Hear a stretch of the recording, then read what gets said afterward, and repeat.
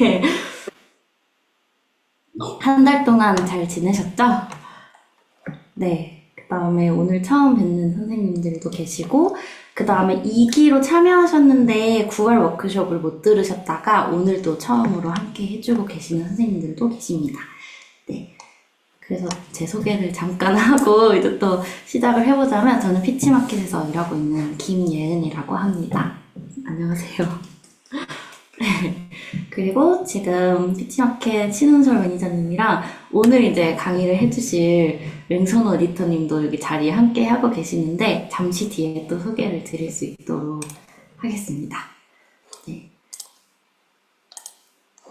피치 티처 클럽은 매 학기마다 저희가 모집을 하고 있는 특수교사 커뮤니티예요. 그래서 한 달에 한 번씩 저희가 준비하는 워크숍을 들으실 수 있도록 준비를 저희가 하고 있고요. 그다음에 특히 특수교사분들은 다른 학교 동학년 특수교사분들이랑 또 교류하고 싶다, 이런 욕구를 가지신 분들도 꽤 계시고, 그다음에 또 자료나 정보를 공유하고 싶으시다, 이런 말씀을 주시는 경우도 있어서 저희가 좀 그렇게 커뮤니티를 이루실 수 있는 장이 되어드리고자 이렇게 운영을 하고 있는 커뮤니티고요.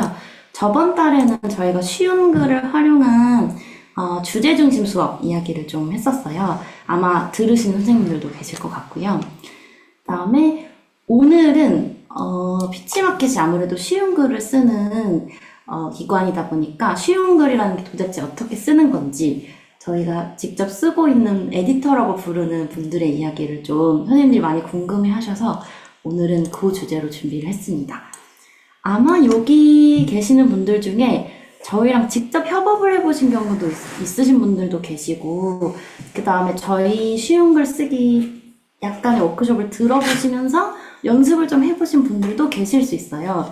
오늘은 또 조금 다르게 조금 더 구체적으로 선생님들이 연습해 보실 수도 있고, 그 다음에 선생님들께 강의하는 건 아마 처음이실 수 있는 에디터분이 또 새로운 시각에서 말씀을 주실 수 있지 않을까 싶습니다. 네. 그래서 들으시면서 저희가 이제 실제로 쉬운 글 작업할 때 어떻게 하는지를 좀 예시 중심으로 들려드리려고 하니까 들어보시고, 내가 만약에 수업 자료를 좀 쉬운 글로 써보고 싶다면 어떤 주제로 어떤 방식으로 쓸지 좀 상상하시면서 들어보시면 좋지 않을까 싶고요. 그 다음에 저희랑 아까 협업해본 선생님들 계시다고 말씀드렸는데, 여기 한 분 또 계시는데, 그 선생님들께서 만들어주신 따끈따끈한 자료가 있어요. 올해 나온 대중교통 쉬운 글 매뉴얼인데요. 그거를 제작하시게 된 배경과 그거를 수업에 어떻게 활용하시면 되는지 제작하신 선생님들의 입장에서 들려드리는 워크숍 시간이 11월 다음 달에 준비가 돼 있습니다. 그리고 12월에는 저희가 피치 티처 클럽 2기 활동하신 다음에 이제 조금 더 적극적으로 선생님들끼리 뭔가 연구 모임을 꾸리시고 싶으시다 하면 저희가 지역 모임으로 연결을 해드려요. 그래서 그 지역 모임 선생님들이 어떤 연구 모임 하셨는지 들으실 수 있는 시간들을 연말 연초에 준비를 할 예정입니다. 네, 그래서 조금 어떤 흐름으로 진행되고 있는지 말씀드렸고요. 저희가 사전에 아마 이 쉬운 글 쓰고 있는 것을 업으로 삼으시는 저희 에디터 분께 궁금하신 점들을 여쭤봤을 거예요. 그래서 그거를 저희가 이제 강의 때 녹여서 말씀을 드리려고 하는데, 좀 들으시면서 중간중간 또 궁금하신 게 생각나시면 채팅으로 남겨주시면 저희가 마지막에 몰아서 답변을 드릴 수 있는 시간도 가져보도록 할게요. 그러면 준비되셨나요? 네. 한 7시 45분 요 정도까지 해주시면 되고요. 50분까지 쓰셔도 됩니다. 저희 피치마켓 에디터로 일하고 계시는 맹선호 에디터님을 모시도록 하겠습니다. 잠시만요. 저희가 화면을 다시 새로 한번 클릭하면 될까요? 그래요? 우와.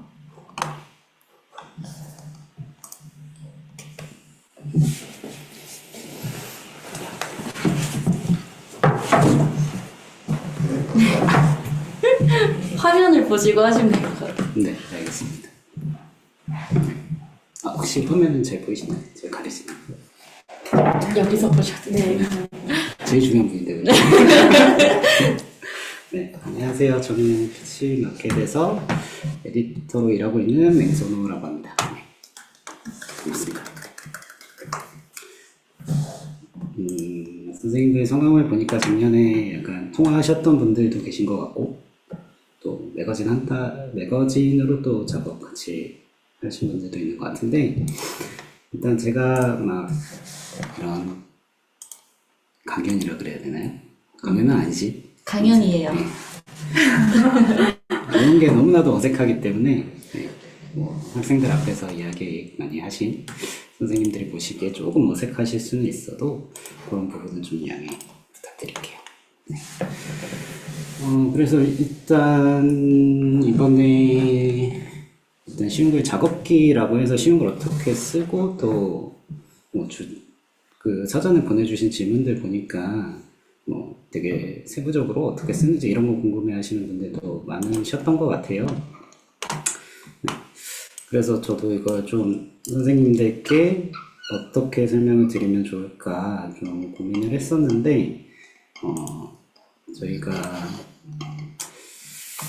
그런 것 같았어요. 뭐 되게 세부적으로 뭐 되게 기술적인 요소들 그런 부분들을 뭐 물론 설명해 드릴 수는 있는데, 그리고 뒷부분에서도 그런 거 말씀을 드리겠지만 사실 그런 것들을 막 말씀을 드리면 제 기억에도 안 남을 것 같더라고요. 왠지 막 주입식 교육 같고 뭐 외워야 될 것 같고, 그래서 사실 그 내용보다도 일단 가장 먼저 왜 저희가 그런 식의 글쓰기를 해왔는지, 그 목표가 뭔지, 그 의도가 뭔지 이 부분을 가장 먼저 설명을 드리고자 하고요. 그 부분만 같이 이해를 하시고 추후에 쓰실 때도 그 부분 생각하시면서 써 나가시면 좀 쉬운 글을 쉽게 또 학생들을 위해서 많이 쓰실 수 있지 않을까 싶습니다. 그러면 빨리 넘어가도록 할게요.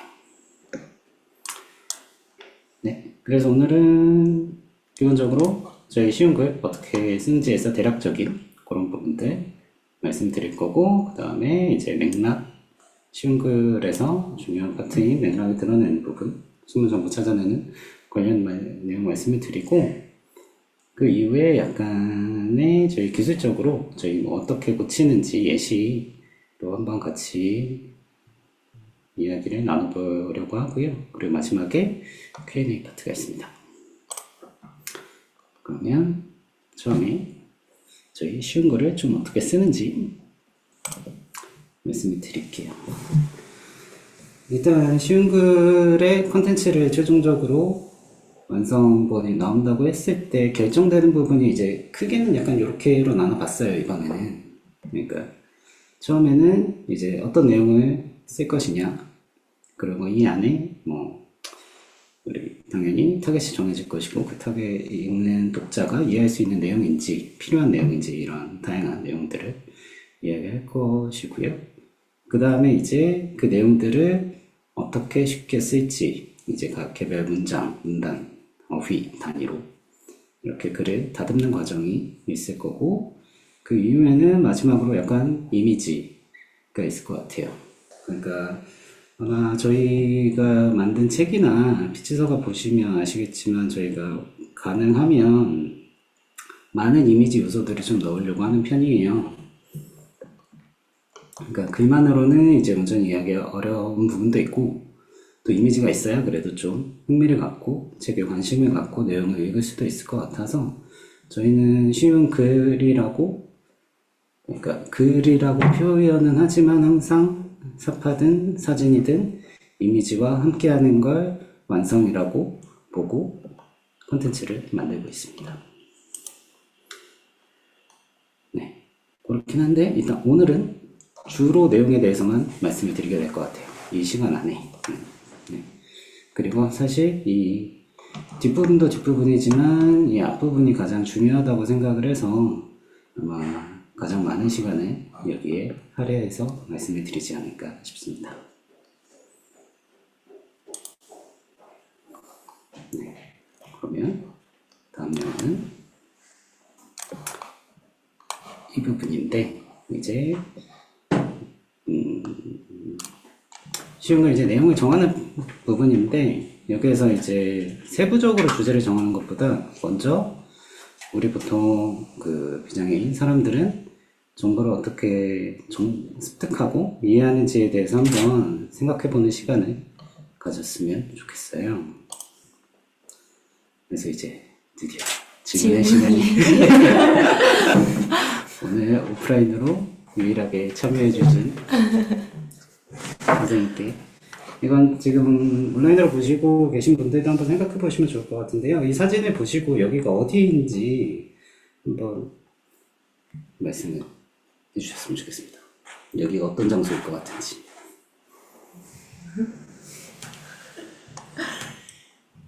학교 앞 도로인 것 같습니다. 학교 앞 도로요. 그건 어떻게 하셨어요? 여기 어린이 보호구역도 있고 네. 밑에 차와 도로가 있고 그렇죠. 네. 그렇게 어려운 질문을 준비하진 않았고 말씀하신 내용 맞고요. 이게 아마 다른 분들도 보시면서 비슷한 생각을 하지 않으셨을까 싶어요. 근데 제가 이 사진을 항상 들고 다니면서 말씀을 드리는 거는 이 부분 때문이에요. 지금 아마 답변을 들으시고 다른 분들도 아마 별 이상하다고 생각은 하지 않으셨을 텐데, 여기가 학교 앞 도로라는 거는 이 어린이 보호구역 표지판과 단속중이라는 표지판을 보고 이해를 하셨을 텐데, 근데 사실 보면 이게 다 보이지는 않아요. 그냥 어린이 복까지만 보이고 스쿨까지만 나오고. 그런데 저희는 지금 저희가 이 표지판을 봤던 과거의 경험을 통해서 이 나무에 가려진 나무 글자들 요거를 유추해서 상상해서 이 표지판은 어린이 보호구역 표지판일 거다라고 생각하고 이 표지판이 있는 장소는 학교 근처일 거다. 여기까지 순식간에 굉장히 놀라운 저희 플레이 활동이 이루어집니다. 그래서 저희가 이 과정을 나름 정리를 해보면 저희는 그러니까 배경 지식이나 경험 등을 계속 머릿속에서 기억해내고 머릿속에 어딘가에 있는 정보를 찾아낸 다음에 그래서 저희가 시각적으로 혹은 그래서 보이지 않는 그 숨겨진 부분을 유추해내고요. 그리고 그 주변 상황, 질문, 제가 드렸던 질문과 이런 것들을 종합해서 복합적으로 사고해서 이 맥락을 이해하는데 이 과정이 매우 자연스럽게 이 과정을 우리가 다 진행했다라는 것을 인지하지 못할 정도로 그렇게 해서 굉장히 자연스럽게 이거를 다 이해한다. 이게 저희가 보통 그런데 이제 저희가 쓰는 글의 대상자분들 이게 특수교육 대상자일 수도 있고요.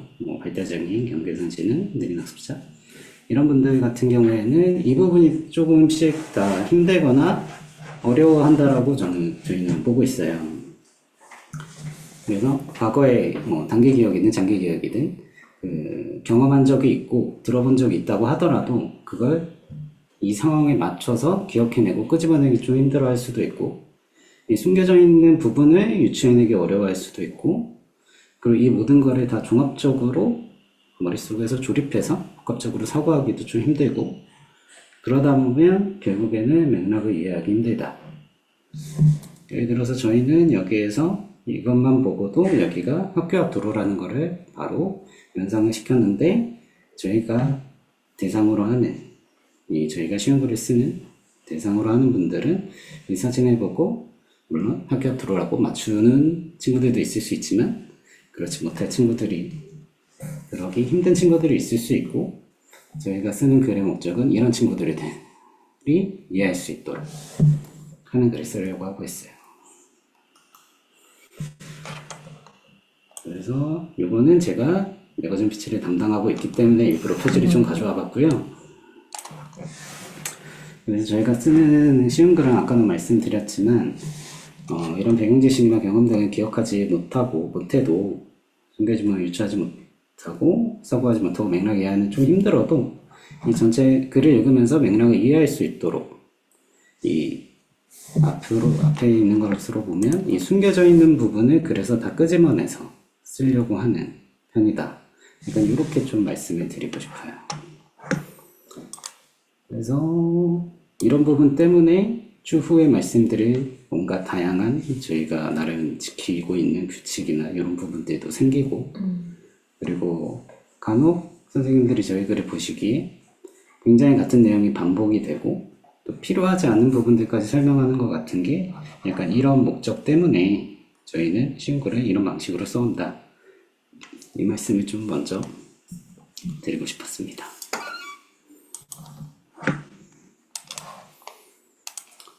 그래서 그냥 다음으로 넘어가면 될까요? 네. 알겠습니다. 그래서 앞부분은 저희가 좀 쉬운 거를 좀 어떤 관점에서 바라보고 있는지에 대해서 설명을 드렸던 거고요. 그 다음은 이제 저희가 그럼 내용을 고를 때 어떤 기준으로 고를까에 대해서 말씀을 좀 드리려고 했어요. 그런데 이 부분은 일종의 주제 선정 기준이라고 할 수 있을 텐데, 사실 준비하면서 저도 되게 약간 민망했거든요.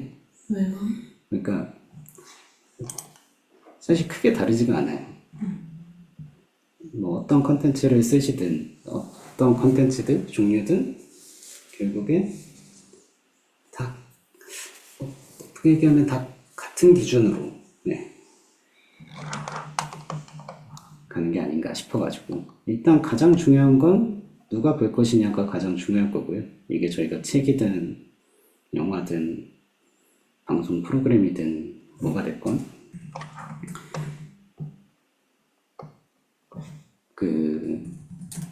저희가 만드는 콘텐츠의 타겟이 누구일 거냐. 아마 선생님들이 이제 수업 자료를 만드신다면 당연히 선생님 안에 있는 학생이겠죠. 저희는 뭐 저희가 나름 정하고 있는 특수교육 대상자일 거고. 그래서 요거는 어떤 콘텐츠든 어떤 상황이든 다 약간 통용되는, 그리고 가장 중요한 부분인 것 같아서 준비하면서 살짝 민망하면서도 근데 또 이거를 설명하지 않을 수 없는 그런 파트였던 것 같아요. 그래서 누가 볼 것이냐, 그리고 필요한 내용인가, 이게 실제로 꼭, 그리고 반드시 이것까지 알아야 되나, 이런 부분도 좀 같이 고민하고, 그리고 컨텐츠를 만들 때 당연히 그 부분이 많은 독자, 많은 사람들에게 읽히기를 바라기 때문에 결국 그 대상들이 관심을 가질 만한 것인가, 이 부분도 항상 되게 중요하게 여기고 주제 선정의 기준으로 항상 거론되는 것 같습니다.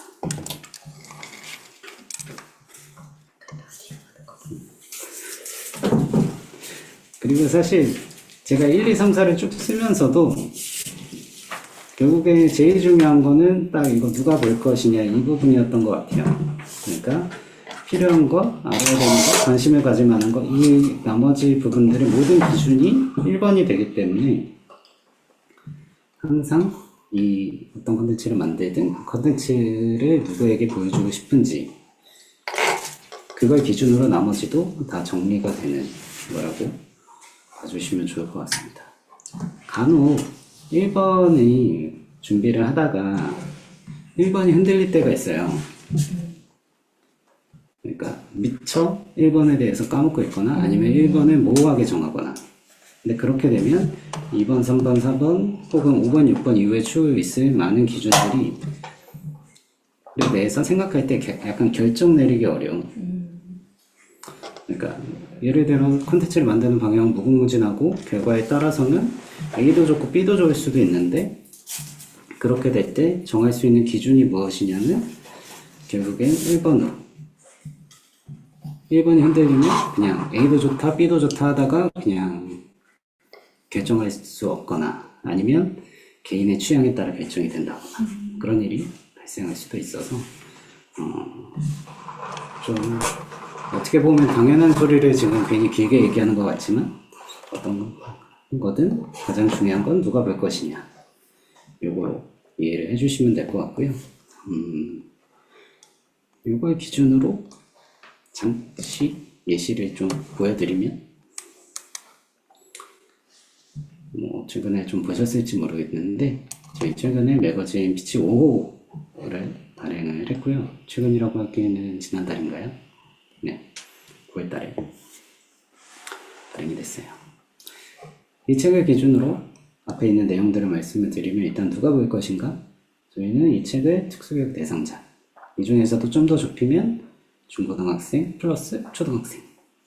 근데 더 세부적으로 말씀을 드리면 이 컨텐츠마다 주로 타겟으로 하고 있는 연령대는 조금씩 달라요.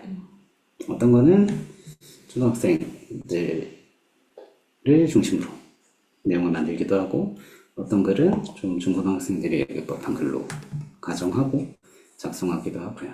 그래서 컨텐츠마다 조금씩 다르기는 한데, 각 컨텐츠는 이 첫 번째 누가 볼 것이냐를 기준으로 나머지 부분들을 정리하고 있는 거라고 봐주시면 좋을 것 같아요. 그래서 이제 책 전반적으로는 이제 운동에 대한 내용을 담으려고 했었고요. 그리고 그 정할 때 우리 저희 특수교육 대상자에게 운동이 필요한가? 저희는 나름 운동이 꼭 필요하다라고. 이게 맞는지는 맞겠죠? 네. 우리는 운동을 안 네. 했지만 그래서 항상 건강관리나 이런 거 관련해서 운동에 대해서 뭐 되게 혹시라도 무서워하는 사람이 있다면 두려워하지 않도록, 그리고 운동하는 방법에 대해서 좀 더 알고 싶어 한다면 세부적인 방법을 알아갈 수 있도록, 그리고 운동을 할 때 뭐 혼자 하거나 뭐 혼자 할 수도 있고 여럿이서 할 수도 있는데, 여럿이서 할 때 뭔가 문제가 생길 수도 있는 경우들이 있으니 또 그런 상황에서 필요한 정보는 무엇일지, 그리고 그런 정보가 과연 아이들에게 필요할지 선생님에게 필요할지 약간 그런 고민들도 있긴 했지만, 네, 저희는 다양한 이야기들이 필요하다고 판단을 해서 그런 내용을 넣게 되었고요. 그리고 꼭 알아야 하는가 파트 같은 경우에서는 이거는 약간 좀 세부적인 내용일 수도 있는데 이런 거였어요. 뭐 저희 이번에 쓰다가 스트레칭 방법에 대한 이야기를 외부 저자분과 같이 작업을 하고 있었는데, 뭐 스트레칭이야 뭐 하려고 하면 워낙 다양하고 많고 하다가 이제 동적 스트레칭과 흥적 스트레칭에 관한 이야기까지 나오더라고요. 이게 뭐 잘 이 부분에 대해서 아시는지는 모르겠습니다만 저는 잘 모르고요. 하지만 이런 부분들 같은 경우에 저희 대상자들이 읽기에 뭐 이런 부분까지 다 이 책을 통해서 이해하는 게 과연 좀 필요할까? 그리고 이걸 소화해내는 게 더 필요할까라는 좀 의문이 있었고, 그래서 이런 내용들은 좀 제외가 되기는 했어요. 그래서 꼭 알아야 하는 게 한다라는 게 어떤 주제를 정하고 내용을 정할 때 선별하는데도 이 기준이 적용이 되지만 약간 제외하는데도 이 기준을 적용해서 고르기도 합니다. 그리고 어떤 내용을 정하고 이걸 풀어가는 방식을 선택할 때 특히 약간 소재나 아니면 형식이나 이런 걸 할 때 관심을 가질 만한 내용인가, 이 부분에 대해서도 좀 고민을 많이 하는 편이에요. 형식과 관련해서는 당연히 뭐 그림이라든지 좀 만화라든지 약간 이런 부분들을 좀 활용을 하는 편이고요, 가능하면. 그리고 저희 거를 많이 보셨으면 아실 수도 있는데, 저희가 가능하면 음식이나 동물과 관련된 이야기는 꼭 넣으려고 하는 편이에요. 이게 소재로라도. 이게 물론 저희 대상자가 좋아하는 것도 있을 거고요. 반응을 저희가 보았을 때 좋아하는 것도 있을 거고, 사실 음식이나 동물은 모든 사람들이 다 좋아하는 호감을 가지고 긍정적인 이미지를 갖는 것이기 때문에 약간 이런 부분들을 좀 많이 추가해서 넣고 있어요. 이 기준에 맞게. 그렇습니다.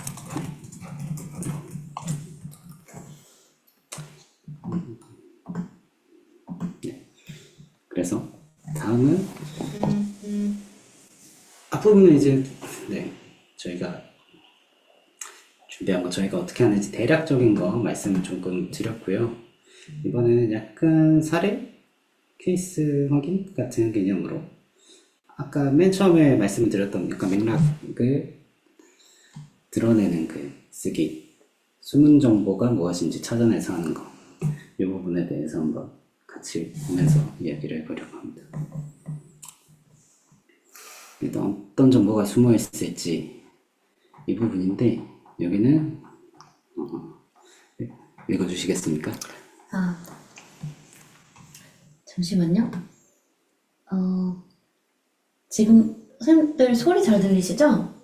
갑자기 소리가 안 들린다는 어? 말씀이 있으시지만 잘 들리시죠? 네, 이제 읽어볼게요. 어머니 임신은 장티푸스에 걸려 약을 먹은 뒤 임신 사실을 알게 돼 고민 끝에 한강을 낳았다. 그래서 한강은 자라는 동안 종종 어른들로부터 하마터면 못 태어날 뻔했지라는 말을 들었다고 한다. 이거는 요새 소설가 한강님의 기사가 워낙 많아서 한강님의 기사 중에 한 파트를 제가 긁어왔어요. 아마 지금 선생님들께서는 이 부분 읽으시는데 뭐 특별하게 이해하는데 어려움이 있거나 하지 않으실 것 같아요. 그러면 한 가지 질문을 선생님께 여기에 어떤 정보가 숨어 있을지, 어떤 정보가 충분히 설명이 되지 않았을지. 약을 장티푸스도 그렇고 왜 고민 끝에 한강을 낳았는지 모를 것 같아. 왜 약 걸려서 약을 먹었는데 왜 고민을 하셨지? 네. 그런 거나 왜 못 태어날 뻔했지란 말 들었지? 그냥 다 네, 어려울 것 같습니다. 맞습니다. 물론 이게 그냥 이거를 찾아내야지 하고 뭐 신경 써서 읽지 않으면 그냥 뭐 그렇겠지 하고 읽는데 약간 이거를 한번 뭐가 숨어 있을지 보다 보면 지금 말씀해 주셨던 그 내용들이 설명이 되지는 않았었어요. 그러니까 장티푸스에 걸려서 약을 먹은 뒤에 임신 사실을 알게 돼서 고민했다. 이 고민했다라는 말 안에는 임신했을 때 이 약을 먹으면 부작용이 있을 수 있고 이 부작용이라는 거는 임신부가 태아한테 위험할 수도 있으며 이 때문에 이러면 위험하기 때문에 태아가 태어나지 못할 수도 있다. 이런 정보가 숨어 있고 그렇기 때문에 결론적으로 한강은 자라는 동안 어른들로부터 이런 말을 들었다 라는 결론으로 이어지는. 물론 근데 이 가운데 제가 그 볼트체로 적어놓은 이 내용들은 이에 대한 전문적인 지식을 몰라도 약간 수십 년 동안 이 사회에 살아가게 되면 경험적으로 유추하게 되는 거죠. 임신한 상태에서는 의약품을 함부로 먹으면 안 된다. 그러면 뭔가 위험할 수 있다.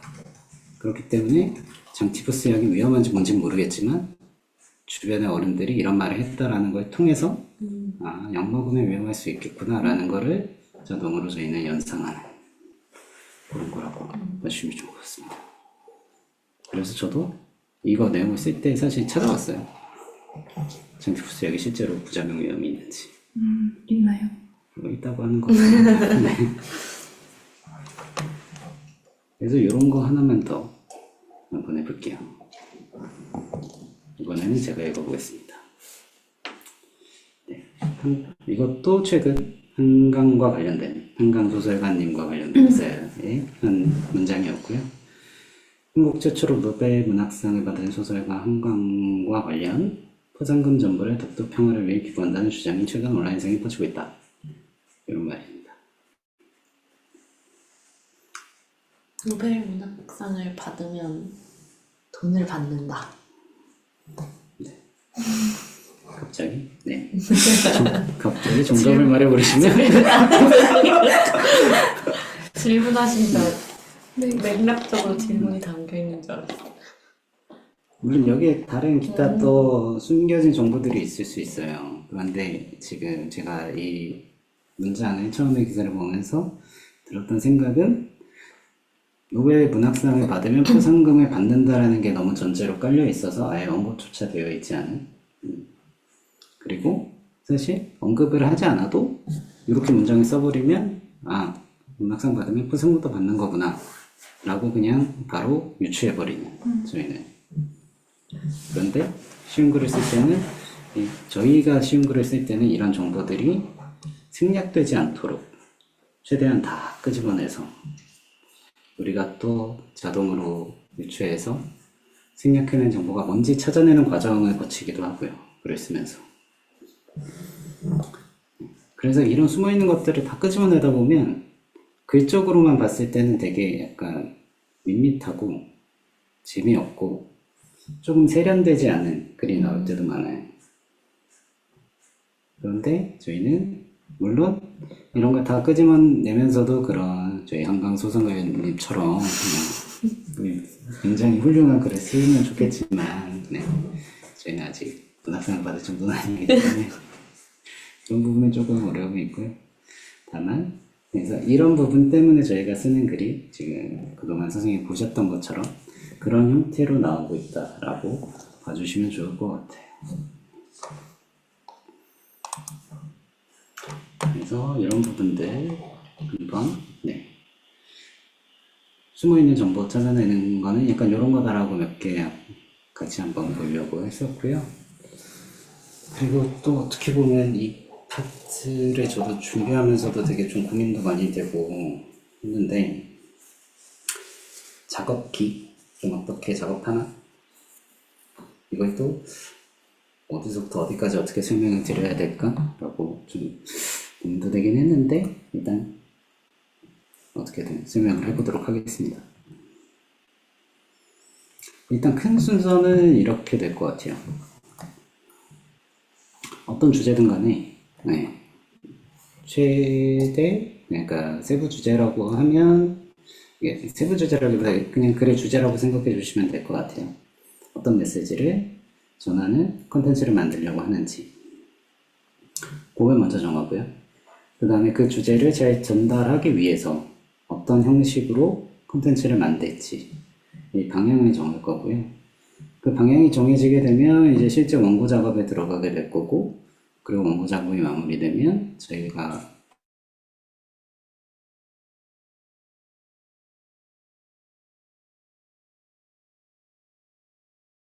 잘 쉽게 이해될 수 있는 하나의 완성된 컨텐츠를 만들지 이 편집 단계라고 그래서 이거를 편집 단계라고 적어놨고요.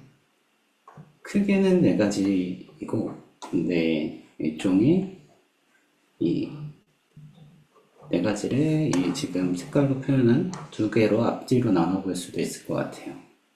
이 앞쪽은 다른 말로 표현하면 컨텐츠에 대한 기획 혹은 프리 프로덕션 그 정도일 거고요.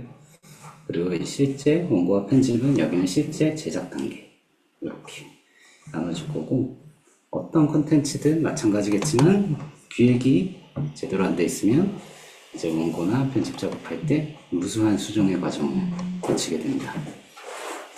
기준이 안 잡혔기 때문에 수정할 수 있는 방향도 못 잡게 되고요. 그래서 이게 좋을지 저게 좋을지 항상 고민하게 만드는. 그래서 가장 중요한 건 이 앞에 기획단이 얼마나 잘 마련이 되느냐에 따라서 뒷부분 과정이 수월해지냐 아니면 이제 지난한 고통의 과정이 반복되냐 이렇게 차이가 생긴다고 말씀드릴 수 있을 것 같아요. 이거는 일종의 예시인데요. 아까 운동회에 있었던 내용입니다.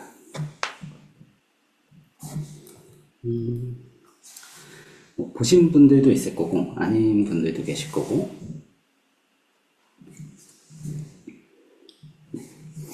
컨텐츠 제목은 가위바위보도 지면 안 되고요. 이 파트는 보시다시피 약간 치킨집과 축구, 한일전을 보고 있는 모습과 관련된 내용이에요. 이 콘텐츠를 만들게 됐던 거는 일단 과정을 그대로 한번 말씀을 드릴게요. 일단 매거진 5, 그러니까 특수교육 대상자 아래 대상으로 하는 글이었고요. 그리고 그 중에 우리나라의 스포츠 문화, 우리나라 문화 중에 또 스포츠를 즐기는 문화, 향유하는 문화에 대한 컨텐츠를 하나 만들려고 했어요. 그러면서도 우리나라의 약간의 독특하다고 할 수 있는 내용이 무엇일지.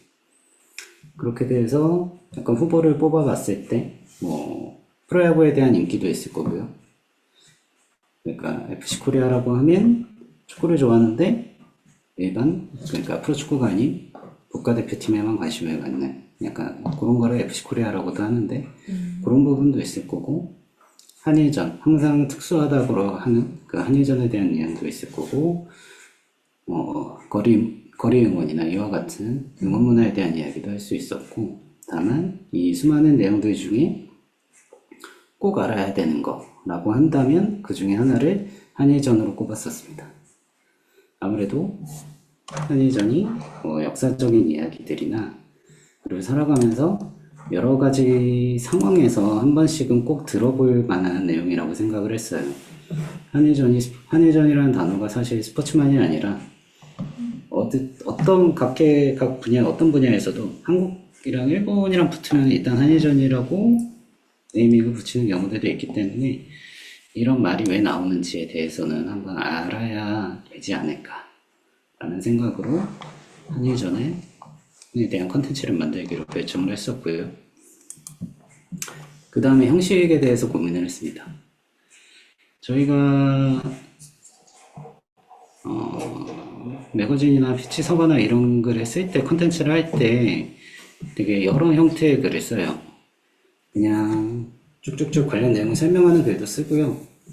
그냥 어떤 짧은 창작 이야기를 만들어서 쓰기도 하고, 혹은 그림책처럼 굉장히 그림에 굉장히 짧은 글만 넣기도 하고, 만화로 구성하기도 하고요. 뭐 약간 토막 상식, 약간 간략한 상식 같은 거 할 땐 퀴즈 형식의 콘텐츠도 만들고, 뭐 뉴스도 쓰고, 에세이처럼 어떤 저자가 자기 이야기, 자기 경험을 풀어서 쓰는 내용, 뭐 아니면 여러 명의 인터뷰가 등장하는 기사 같은 거, 내용 같은 것도 쓰는데, 사실 뭐 어떤 형식으로 글을 쓰느냐는 그건 것 같아요. 각 형식마다 약간 장점이 있고, 어떤 내용을 잘 드러낼 수 있는, 이게 좀 다르기도 하고요. 그리고 동시에, 근데 이제 뭐 그런 거죠. 약간 그림책이나 만화 같은 경우는 어떻게 보면 좀 비슷하잖아요. 효과나 방식도 비슷하고. 그런 거 있을 때 어떤 게 좋을지, A가 좋을지 B가 좋을지 막 이런 고민들을 하게 되는데, 그럴 땐 결국엔 아까 처음에 말씀드렸던 것처럼 누가 볼 것이냐, 약간 그걸 기준으로 또 정한다고 보시면 될 것 같아요. 그러니까 뭐 이게 물론 뭐 무조건 정답이다 그런 건 없겠지만, 이번에 이 한일전 컨텐츠 같은 경우에는 일단은 만화로 구성을 하겠다라고 결정을 했던 거는, 일단 내용이 워낙 한일전으로 쭉 가면 내용이 워낙 어려워지잖아요. 그 과거 역사부터 시작해서 우리나라 사람들이 가지는 그 감정적인 맥락을 이해시키는데, 그런 부분을 이제 설명글 이야기글로 하기에는 텍스트가 너무 많아지고 어려워질 것 같아가지고, 일단 그런 부분들을 배제하고, 일단은 이 한일전이라는 한 번쯤은 구경했을 법한 이 상황에 대해서 좀 편하게 볼 수 있도록 그림 위주의 컨텐츠를 만들려고 했고요. 그런데 이거를 그냥 텍스트를 너무 그냥 제가 그림책이라고 썼 부분은 약간 그런 동화책 같은 구성이었어요. 근데 그 동화책 안에는 이 한일전 응원하는 데 있어서의 그 맥락과 내용을 다 온전히 하기에는 이 또 분량의 한계가 좀 있어가지고, 이거는 만화로 조금 컷을 쪼개고, 그 만화로 표현하는 대신에 거기에 나오는 다양한 인물들의 감정을 조금 더 극적으로 보여주려고 했습니다. 그래서 만화를 구성하게 됐고, 이 만화에서는 그냥 한일전이라는 것에 대한 인상만 남도록 하고, 그 이후에 뒤에 줄글로 한일전에 대한 내용을 풀어 넣었어요. 그래서 이렇게 약간 어떻게 보면 이중구조로 만들었고, 특수교육 대상자 중에 약간 좀 글이 어려운 친구들은 앞에 만화만 보더라도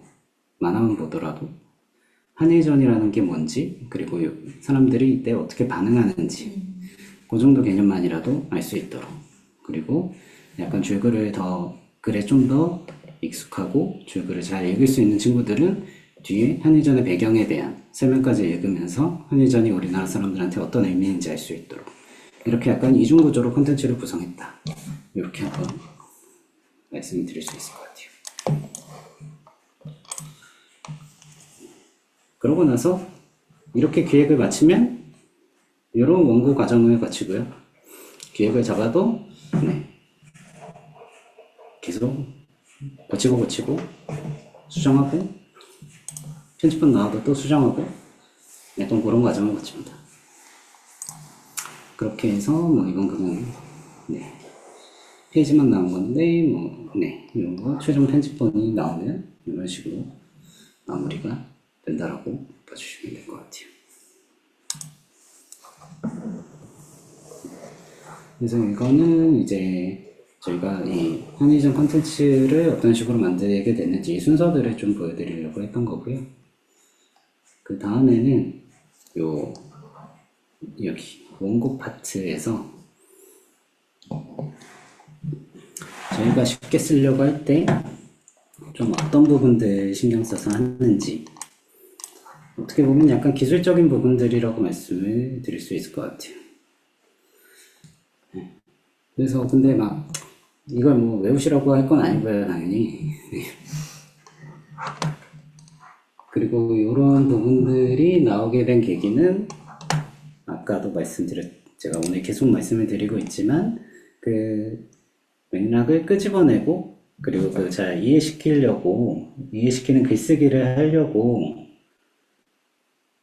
목표를 잡고 그러면 그걸 어떻게 구현할 수 있을지 고민하다가 이런 부분들이 되게 반복적으로 나와서 경험적으로 이렇게 하면 맥락을 드러내면서 좀 쉽게 쓰면서 저희 대상자들이 그래도 좀 잘 이해할 수 있는 글쓰기가 좀 되는 것 같다 라고 해서 저희가 이런 기준들을 좀 잡은 거라고 말씀을 드릴 수 있을 것 같고요. 각 파트에 대해서는 간략하게만 말씀을 드릴게요. 지금 당장은. 일단 분량이라고 하면 각 페이지의 절대적인 글밥의 양이라고 봐주시면 될 것 같아요. 저희가 쓰는 책이 보시면 이제 보통 다른 책과 비해서 확실히 페이지에 비해서 글의 양이 현저히 적은 편이기는 하고요. 그리고 이 페이지가 저희도 이 이상으로 넘어갔을 때 확실히 이 독해라는 경험에 대한 거부감과 그리고 글밥이 많아지면 이제 텍스트에 대한 디자인도 달라지면서 독해력도 훨씬 조금 더 힘들어지는 것 같고 그렇기 때문에 저희도 분량은 철저히 조절하고 있는 편이고요. 문장 구조라고 하면 여러 가지 요소가 있을 텐데 여기서 대표적으로 말씀드리면 단문 구조라고 보시면 될 것 같아요. 그리고 주어와 주어가 좀 앞에 꼭 등장해 줘서 그리고 굉장히 짧게 문장이 길어지면 사실 문장을 읽으면서 문장의 앞부분이 어떤 내용이었는지 판단을 해야 되고 그리고 특히 수식하는 수식구나 절이 들어가게 되면 이 문장 구조를 파악하는데 막 머릿속에서 생각을 해야 되거든요. 옛날에 영어 배우실 때 막 이거 괄호치고 막 이렇게 하는 거 있잖아요. 이걸 머릿속으로도 해야 되는데 한글로 할 때는 그나마 괜찮기는 한데 이거는 어떻게 보면 되게 복합적인 해석을 요구하기 때문에 문장 구조는 단순하고 짧게 쓰려고 하는 편입니다. 그리고 주술호응은 일종의 비문인지와 관련이 있기도 하지만 특히 주어 같은 경우에 항상 저희도 신경을 좀 많이 쓰는데 저희도 글 쓸 때 보면 자연스럽게 주어를 생략하는 경우들도 많아요. 그리고 주어랑 수어랑 호응이 안 되는데 알아서 머릿속에서 호응을 맞춰서 해석하기도 해요. 말할 때나 글을 쓸 때나. 하지만 저희가 이제 쉬운 글을 쓸 때 이런 부분들은 오히려 좀 더 많이 신경을 써서 한다라고 봐주시면 좋을 것 같고요. 다음은 어휘. 어휘는 당연히 어려운 말 피하고 경우에 따라서 너무 긴 어절 자체가 너무 길어지는 것도 피하기도 해요. 한 단어가 막 6, 7글자인 경우도 종종 있는데 그런 부분들은 좀 피하고 어절이 하나인 단어도 좀 피하기도 하고 그래서 어휘 같은 경우에도 너무 어렵지 않게 그리고 만약에 굉장히 생소하다라고 하면 풀어주고 바꿔주고 그리고 한글은 어느 정도 읽는다라는 가정하에 글을 쓰고 있는데 약간 기호처럼 읽는 방법이 특별한 경우들이 있어요.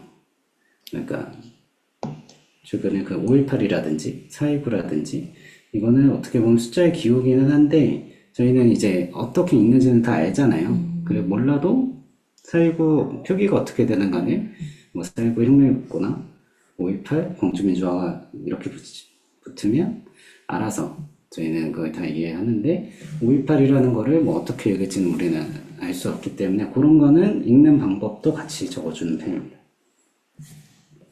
그런 부분들이 있고요. 그리고 1문장 1정보라는 거는 하나의 문장에 하나의 정보만 담는다.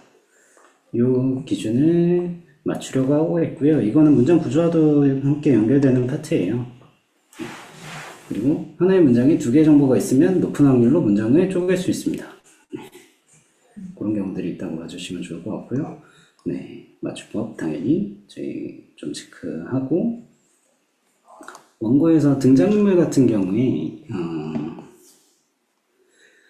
이건 되게 여러 가지 기준이 있기는 한데 여러 가지 좀 봐야 되는 부분들이 있기는 한데 어떤 이야기에서 등장인물들이 너무 많지 않게 하려고 하는 편이기는 하고요.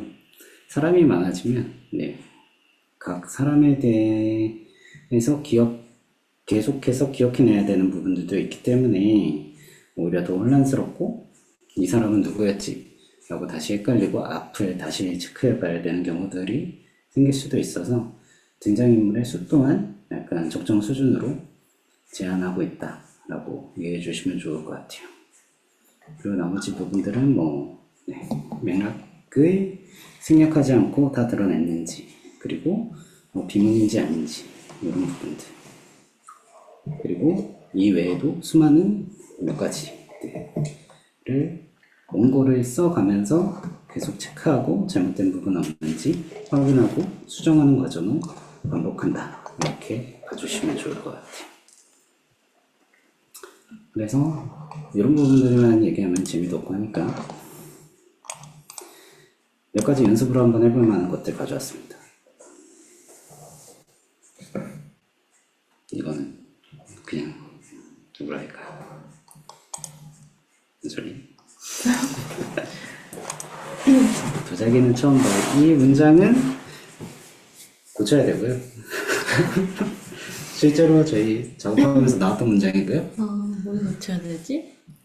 아, 왜 주어가 고쳐야 없어서. 되는지 그리고 고치면 어떻게 하면 좋을지 여기 계신 분들이 한번 말씀해 주시면 좋을 것 같아요. 주어가 없는 것 같아요. 무슨 도장이 네. 네, 아, 나는 도자기를 처음 봐? 그럴 수도 있죠. 사실 이게 좀 그런 게 저도 이게 방식을 좀 많이 고민했는데 일단 요런 문장이 잘못된지 아닌지 여부는 관련 이야기들도 같이 보기는 해야 되는데 일단 여기 또 뭐 이걸 다 할 수는 없으니까 일단 이 문장만 가져와서 말씀을 드리려고 해서 수정하는 방향이나 이런 거 다 달라질 수 있음을 미리 말씀을 드리고요. 일단은 처음에 도자기는 처음 봐라고 했을 때 일단 비문이었고요. 도자기는 처음 봐는 네 그럴듯해 보이지만 뭐 뭔가 말이 안 되는 문장이에요. 그리고 아까 좀 누가 말씀을 드렸던 것 같은데 어떤 도자기는 처음 보는지에 대해서도 그런 게 부족해서 약간 이건 모호한 글이었다라고 보여지는 것 같고요. 그렇기 때문에 만약에 수정을 한다면 도자기로 만든 컵을 처음 봐가 될 거고 아까 말씀드렸듯이 여기에 뭐 주어가 더 들어가야 되는 경우도 있고요. 이거는 제가 빠뜨렸네요. 네. 그리고 물론 수정 방향이 꼭 이런 방향은 아닐 거예요. 근데 제가 말씀드리고 싶은 거는 이 앞에 도자기는 처음 봐라는 문장이 있다면 이게 좀 더 쉽게 쓰여져야 될 때는 보다 더 충분한 설명이 필요하다. 하는 거였습니다. 그러면 다음으로 박물관 예절에 대한 글이었고요. 작품을 눈으로만 봐주세요라는 문장이 있었어요.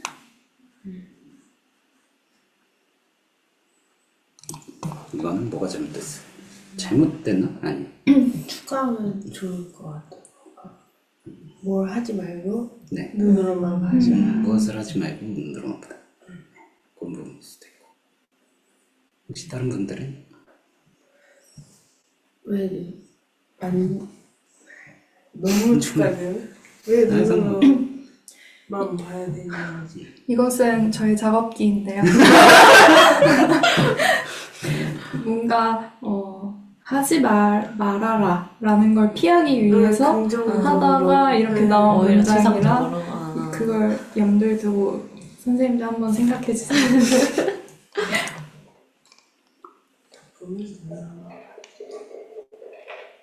눈으로만 맞습니다. 그러면 말씀을 드릴게요.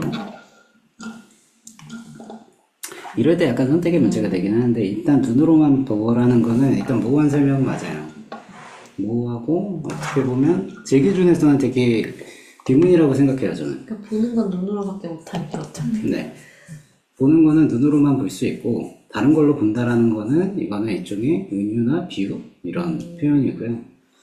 그리고 그런 거는 되게 복합적인 사고를 요구하는 이해하는 데 있어서 그래서 눈으로만 보라는 거는 당연한 말을 이렇게 적어놨군요 라는 말이고 아까 그 말씀을 드렸다시피 이거는 저희가 박물관 예전이라고 써놨던 것처럼 어떤 전시 작품을 이제 만지지 말라는 메시지를 적으려고 했어요. 근데 저희가 그런 거를 쓸 때 가급적 부정적인 표현을 쓰지 않으려고 하는 편이에요. 그래서 뭐 하지 말아라 대신 행동을 어떤 식으로 하면 좋다. 그러니까 이런 식으로 긍정적인 표현을 쓰려고는 하는데 사실 손으로 만지지 말라는 글을 긍정적으로 바꾸다가 이제 눈으로만 보라는 약간의 부족한 글이 나온 상황이어서 이럴 때는 어쩔 수 없어도 손으로 만지지 말라 라는 방향으로 가야 될 수도 이렇게 수정을 하기도 합니다. 그리고 이거는 그리고 아까 선생님께서 말씀을 주셨는데 이거는 저희가 그냥 하나의 문장만 가지고 지금 수정하고 막 이런 부분이라서 어떻게 보면 좀 많이 간단하게만 나오는데 아까 뭐 이런 말씀하셨어요. 막 너무 많이 설명을 하는 게 아닌가 지나치게 은연중에 그런 말씀을 하셨는데 저희는 오히려 그게 그런 방향을 추구한다고 보시면 될 것 같아요. 좀 과하다 싶을 정도로 어떤 행동의 과정을 다 쪼개서 설명하는 그래서 필요하다면 그리고 과정을 그렇게 쪼개서 더 추가적으로 설명하는 거는 그래야 더 정확한 상황을 이해하고 이걸 실제로 적용할 때에도 문제가 최대한 좀 안 될 수 있도록 그러니까 저희가 쉽게 쓰다 보면 너무 어떤 상황에 대해서 단정적으로 말하는 경우들이 있는데 그럴 경우에 약간 현실과 좀 유리되는 경우들이 있어서 설명이 길어지는 경우들이 좀 많습니다. 그래서 절대 지나치지 않았다는 걸 말씀드리고 싶었어요. 그리고 또 하나 지금 가져온 문장들은 굉장히 저희가 현재 작업하고 있는 따끈따끈한 글들이고요. 나올 예정이에요. 11월 초, 10월 말. 네. 여기에서도 네, 조금 무슨 여러 도자기인지.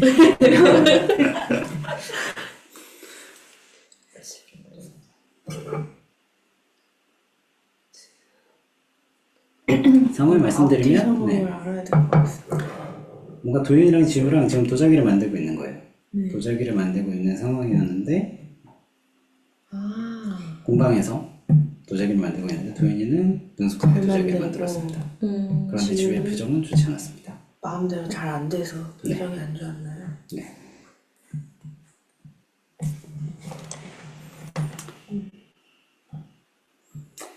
그래서 이렇게 나왔을 때 뭐 사실 이해하는데 저희가 문제는 없잖아요. 이 부분은 도윤이는 뭐 잘 만들었고 지우는 엉망 네. 지우는 엉망이었으니까 표정이 좋지 않았어요. 그렇긴 한데 이거 쉬운 글의 관점으로 볼 때는 생략된 부분도 많았고 어휘도 문제였다. 일단 속상했어. 이런 부분을 말씀드리면 일단은 어휘는 일단 능숙하게라는 표현은 뭐 바꿀 수 있으면 최대한 잘 네, 바꾸려고 했고요. 그리고 이런 부분들이 가장 걸렸던 것 같아요. 지우의 표정은 좋지 않았습니다. 라는 거는, 이거는 도윤이랑 지우랑 같은 공간에서 같이 도자기를 만들고 있는데, 도윤이는 잘 만들어요. 근데 지우가 표정은 좋지 않아? 뭐 여러 가지 이유가 있을 거예요. 아, 음. 그러네요. 네. 표정이 좋지 않은 이유는 정말 다양하죠. 네.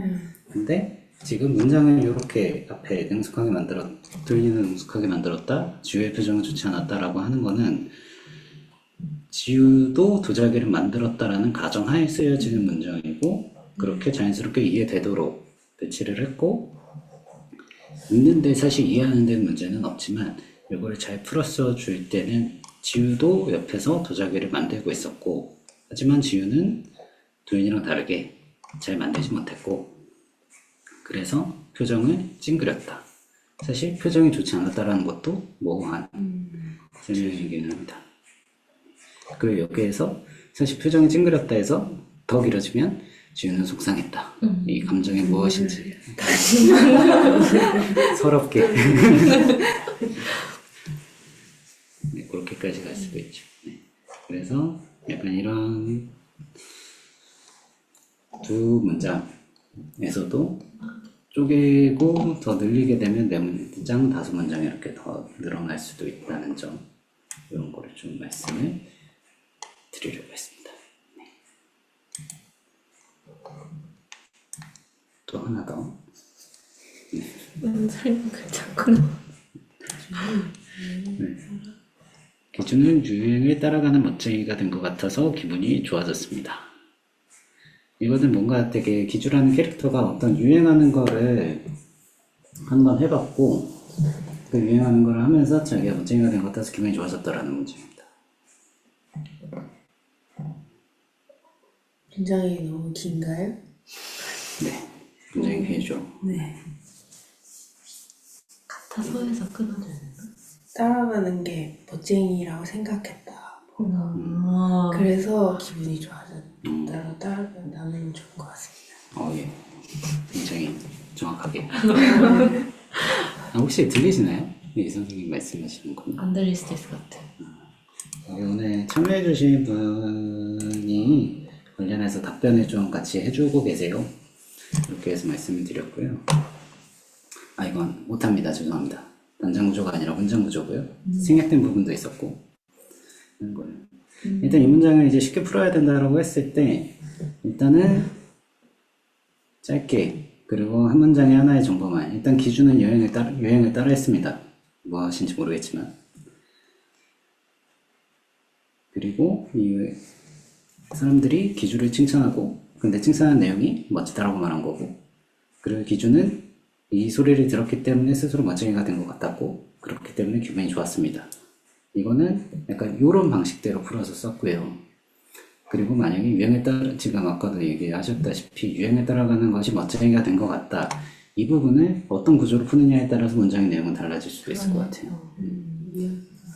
저는 여기에서 그냥 일종의 예시로 쓸 때는 유행에 따라가는 게 멋쟁이가 된 것 같은 기분을 느끼게 하는 거는 주변 사람들이 칭찬을 해줬기 때문이다 라는 가정하에 이렇게 쓰고요. 이제 유행을 따라하는 유행을 쫓아가는 내 자신이 스스로 멋지다고 판단하면 그와 관련된 내용을 풀어줄 수도 있는. 근데 말씀드리려고 했던 거는 이 안에 다양한 정보가 있고, 그리고 그 정보들이 왜 어떤 이유에서 그렇게 되었는지에 대해서 그 맥락을 풀어줄 필요가 있다라는 거를 보여주려고 약간 이렇게 5문장으로 적어봤습니다. 그래서 이런 부분들은 사실 이게 워낙 특정하게 가정된 약간 단편적인 문장만 가지고 오기 때문에 약간 조금 어색하기는 한데, 제가 계속해서 말씀을 드리려고 하는 거는 의식 중에 생략하고 머릿속에서 알아서 뇌가 작동해서 넘어가고 있는 정보들이 뭔지 끄집어내고 그거를 하나하나 단계별로 풀어내주기만 해도 훨씬 이해하기 쉬운 글이 되지 않을까. 이거를 좀 말씀을 드리고 싶었어요. 그래서 뭐 시간이 지금 어떤지는 모르겠지만 제가 일단 준비해온 것들을 쭈루루 말씀을 드렸고요. 일단 Q&A인데요. Q&A에서 그 사전 질문해 주신 것 중에 몇 가지만 좀 뽑아왔어요. 먼저 이런 질문이 있었습니다. 쉽게 써지지 않을 때 어떻게 하나요? 라고 하시는데, 뭐 쉽게 써지지 않으면 그냥 고쳐야 되고요. 그리고 그런 거는 있어요. 막 오늘 막 쓰는데 안 나오는데 내일 다시 보면 막 써질 때가 있어요. 그냥 일종의 저희 뇌도 리프레시가 필요하니 그런 것도 있고, 경우에 따라서는 본인이 쓰다 보니까 본인이 안 보이는 부분들이 좀 있어요. 그래서 글이 막히고 답답하고 이럴 때 그냥 다른 사람한테 보여줬을 때 오히려 정답이 금방 나오는 경우들도 있고, 그리고 약간 제 루틴에 진행하기도 하고요. 경우에 따라서. 루틴이 뭔가요? 이게 뭐 휴식. 다들 성인이시니까 저는 뭐 잠시 니코틴의 시간. 이게 예전에도 뭐 주제를 잡고 장문을 짧은 글을 쓰고 할 때 반복해 오던 거라. 네. 이렇게 되면 약간 이건 사람마다 다 다른 것 같아요. 저는 약간 이럴 때 오히려 약간 생각이 정리가 되는. 그래서 그렇기 때문에 자기만의 루틴이라고만 설명해드렸어요. 근데 궁금하긴 했어요. 어떤 분은 다 쓰고 나서 또 보면 이게 진짜 안 들어오니까 게임을 엄청 열심히 한 다음에 다시 본다고 하더라고요. 그것도 자기만의 루틴이죠. 유명한 소설가의 이야기입니다. 그래서 그런 거에 보면 약간 이런 것 같아요. 막 글을 쓸 때 특정 부분, 특정 파트에 대해서 되게 집중을 하다 보니까 되게 약간 전체가 잘 안 보일 때도 있는 것 같아요. 그래서 뭔가 완전히 생각을 잊어버리거나 아니면 되게 좁혀서 줌인해서 보던 거를 다른 행동으로 완전 그걸 다시 깨버린 다음에 전체를 다시 한번 생각해 보는 거나 약간 그런 관점도 있지 않을까 싶긴 한데, 이거는 뭐 제 루틴을 실행하기 위한 일종의 변명일 수도 있고요.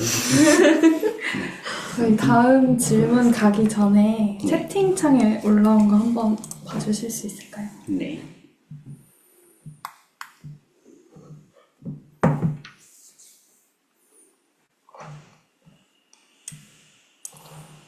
이거 말씀이신가요? 네.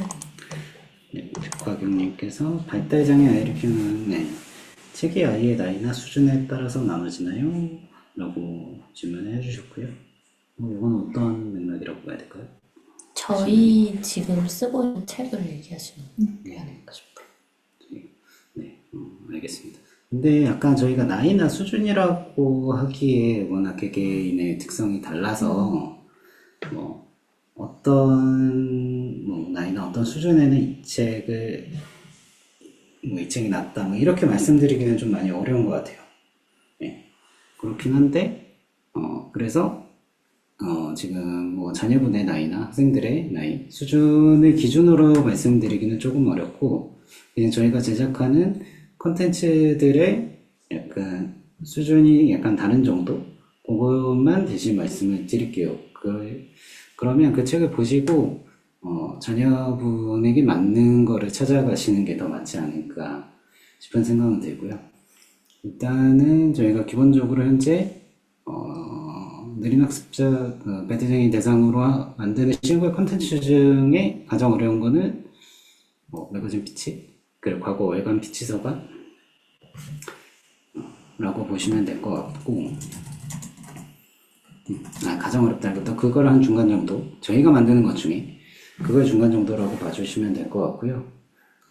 그걸 기준으로 더 쉬운 거는 약간 그림문학 도서라고 봐주시면 될 것 같아요. 그리고 그 차이는 아마 그냥 보시면 이 책의 편집 디자인을 보시면 조금 이해가 되실 거예요. 그리고 기본적으로 약간 그림 요소가 더 주가 되게 만들고요. 그림문학 도서나 뭐 이런 사회 상황 그림책 같은 경우는 이 텍스트가 좀 더 적게, 그래서 약간 독해나 이런 부분들에 대해서 약간 어려움이 더 있을 친구들이 좀 덜 부담을 좀 덜 갖고 책을 읽을 수 있도록 하는 편이고, 저희 매거진 피치너가고 월간 피치서가보다 좀 더 난이도가 있는 거는 아무래도 그 문학 작품들, 줄글로 이루어진 도서들, 뭐 김유정 소설집이라든지 아니면 뭐 동물농장이나 약간 이런 책들이라고 봐주시면 될 것 같아요. 근데 이거는 사실 글들의 뭐 난이도나 이런 차이가 있다라기보다 글의 양, 정보의 양의 차이라고 봐주시면 될 것 같아요.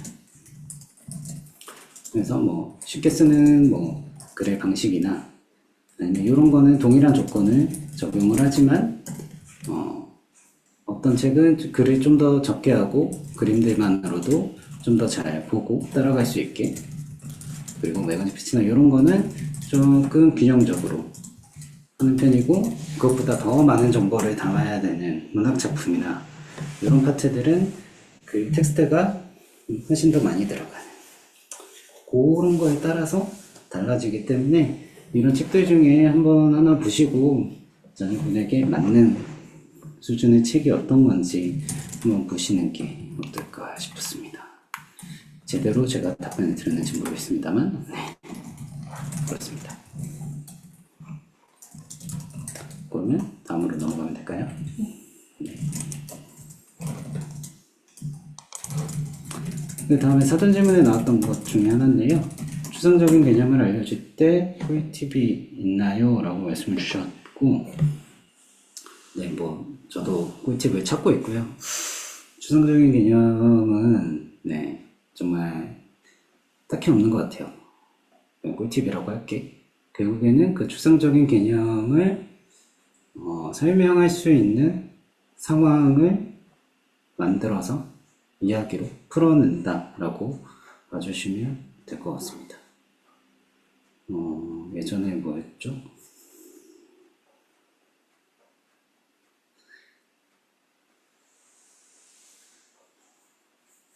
그래서 특히 저희가 만든 것 중에 뭐 감정에 대한 이야기들도 있어요. 이렇게 그럴 경우에 감정 같은 경우에 굉장히 추상적인데 또 뭐 어떤 특정한 사례만 가지고 그 감정을 다 논할 수는 없어서 그런 류의 컨텐츠를 만들 때 그 감정을 느끼는 한 두세 가지 사례를 짧은 이야기들을 만들어서 약간 이럴 때 A라는 상황일 때도 A라는 감정을 느끼고 B라는 상황에서도 이런 감정을 느끼고 C라는 상황에서도 이런 감정을 느낀다. 이런 감정은 이런 느낌이다. 물론 이거를 사전에 있는 거를 그대로 적고 그거를 뭐 번안하듯이 쓸 수는 있는데, 사실 그렇게 되면 오히려 그 번안한 사전적인 설명을 번안하는 내용이 더 이해도 안 되고 어렵고 하는 부분도 있는 것 같아서, 이럴 때는 항상 저희는 실제 그 상황을 보여주는 사례를 뽑아서 스토리텔링 한다 라고 봐주시면 될 것 같고요. 딴 것보다 이 질문이 나왔을 때 가장 말씀을 드리고 싶었던 거는 이런 것들이 있었어요. 뭐 어떠한 개념을 좀 쉽게 한다고 하다 보면 약간 평면적으로 단순화되어 표현이 될 수도 있어요. 근데 그럴 때 항상 의미가 단순화되지 않게 좀 주의해야 돼요. 그러니까 의미가 너무 납작해져서 너무 되게 단정적인 설명으로 돼서 약간 오히려 오해를 불러일으키는 경우들이 생길 수도 있기 때문에 이런 부분들은 항상 신경 쓰면서 조심하면서 하시면 좋지 않을까 싶었습니다.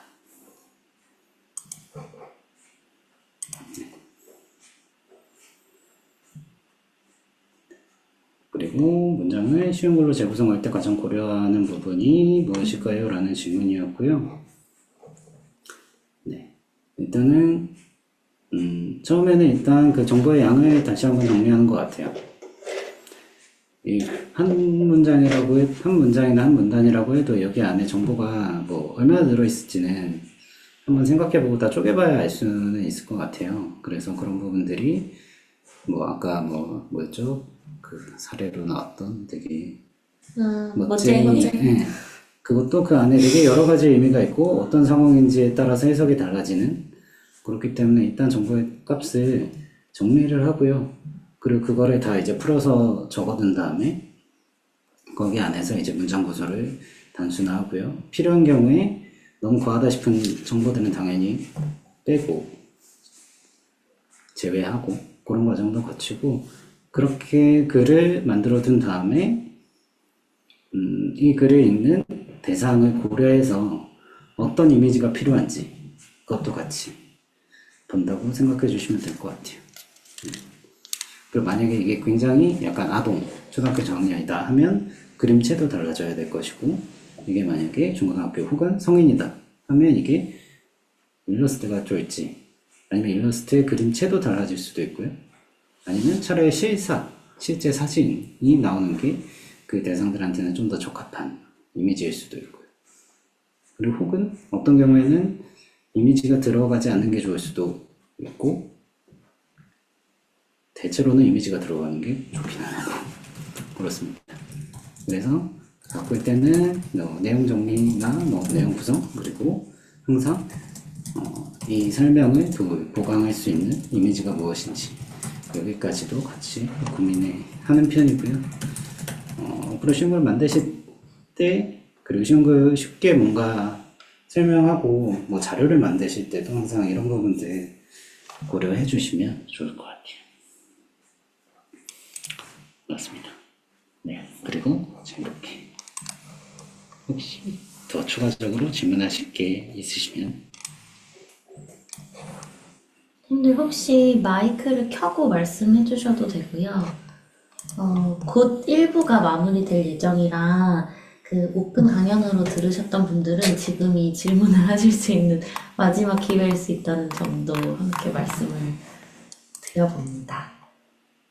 저희가 미리 조금 예고를 해드리자면 이렇게 Q&A 마무리하고 난 다음에는 10분 쉬는 시간 가지고 PC 티처 클럽 선생님들은 직접 쉬운 글 써보시는 실습을 진행하려고 해요. 너무 부담은 안 가지셔도 되지만 아무래도 직접 써보셔야 아까 이제 말씀해주셨던 그 원칙들이 어떤 건지 좀 더 감을 익히실 수 있을 것 같아서 그거를 쉬는 시간 이후에 진행하려고 하니까요. 혹시 그 전에 나 이제 써보고 싶다라고 생각이 드실 때 더 궁금해지는 지점이 혹시 있으시면 지금 시간을 이용해서 질문을 해주시면 좋을 것 같습니다. 채팅으로 남겨주셔도 괜찮아요.